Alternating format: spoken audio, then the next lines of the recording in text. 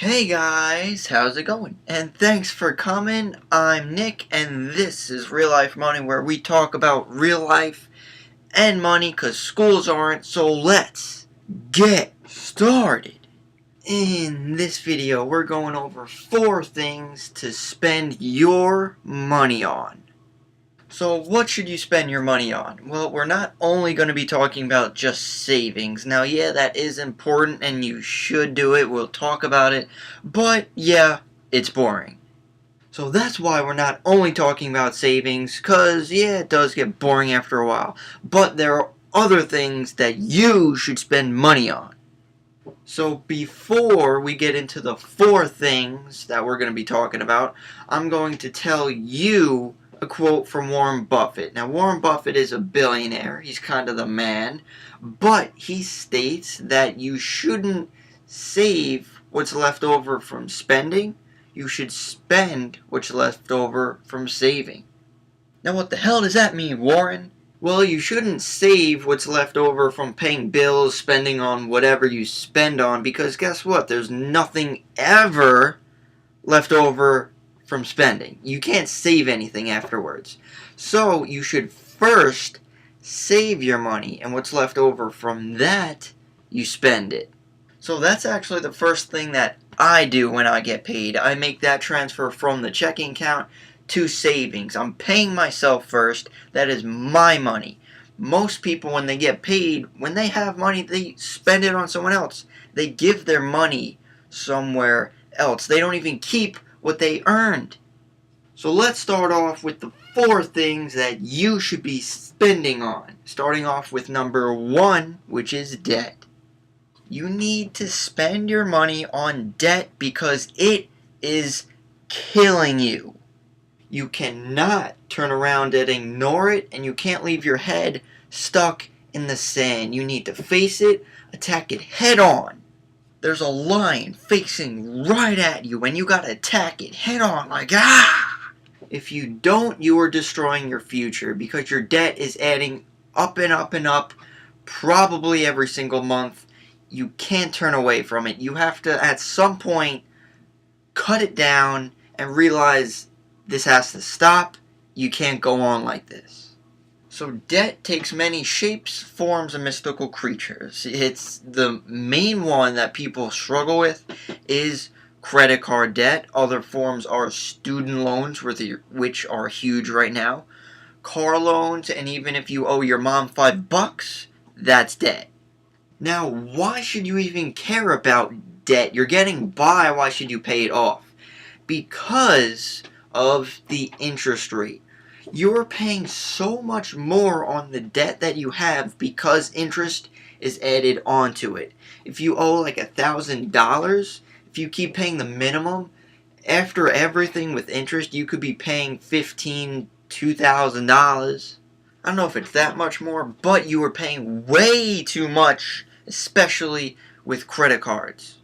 So stay focused. If you attack the smallest debts that you have, pay those off, and then when you pay those off, you use that amount for the larger ones, and you keep building and building and building. Stay focused, and then eventually you will have no more debt payments.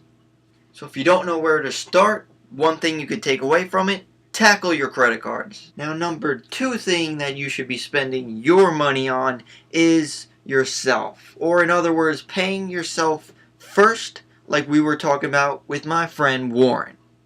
You need to stop paying other people with money that you earned while working your ass off at. You work hard. Don't you think you should probably keep some money at the end? Well, in this case, in the beginning. So here's the thing. Emergencies could come in big or small sizes. A tree could come crashing down onto your car. You could crap yourself because you're embarrassed to talk to a cute guy or girl, so now you need new clothes, or you could get a splinter in your pinky toe.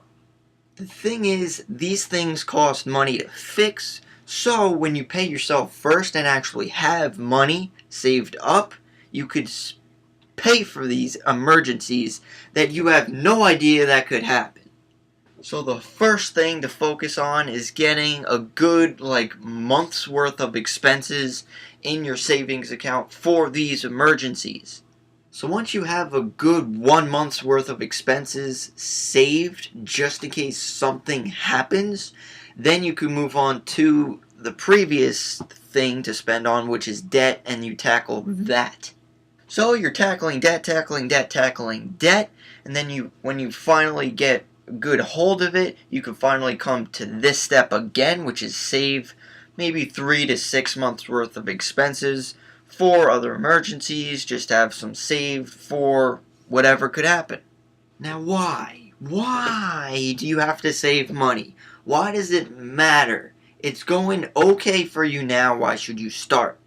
Well, because when you have this emergency and you have a plan in place, you're more free. You're not stuck to your job. You don't have to do things so strictly in your lives.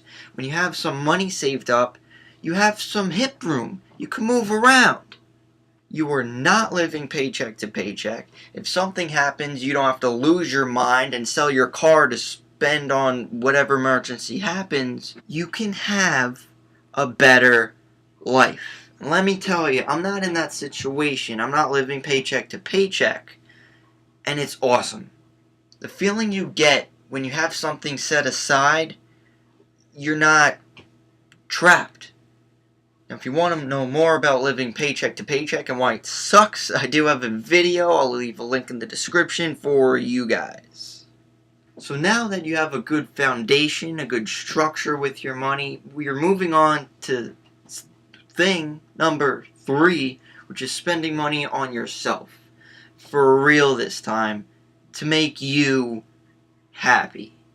Now, up until this point, focus on steps 1 and 2, the debt and saving, so you could actually be a little bit more free. Now, when you have that freedom, you have some money, you could focus more on yourself. Now that you got a little more room to move those hips, you got space. You could actually spend money on doing things that you love doing. Not too much, you can't overexert yourself. You can't live above your means. But still, do not touch your emergency fund. Those 3 to 6 months or that month, wherever you're at in the process, don't touch that money. That's for emergencies only. Keep that aside. Whatever is somewhere else, the side pile, you use that to have fun with. So go! Have fun! Jump from planes, parachute around, travel wherever you want. My favorite, you could have food. It doesn't have to be expensive. Enjoy what you're eating. Heck, video games if that's what you're into. VR goggles to fight dragons. Hell, take up dancing. Now yeah, don't go crazy, but it's your life. You want to be happy. Do things that make you happy. It is your money. You earned it, so you should enjoy some of it as well.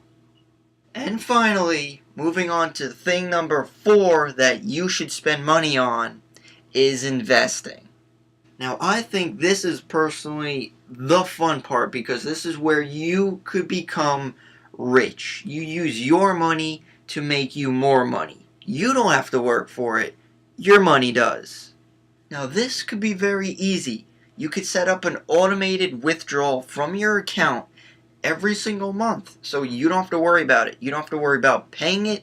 It just happens. It gets invested. It goes into whatever you really choose.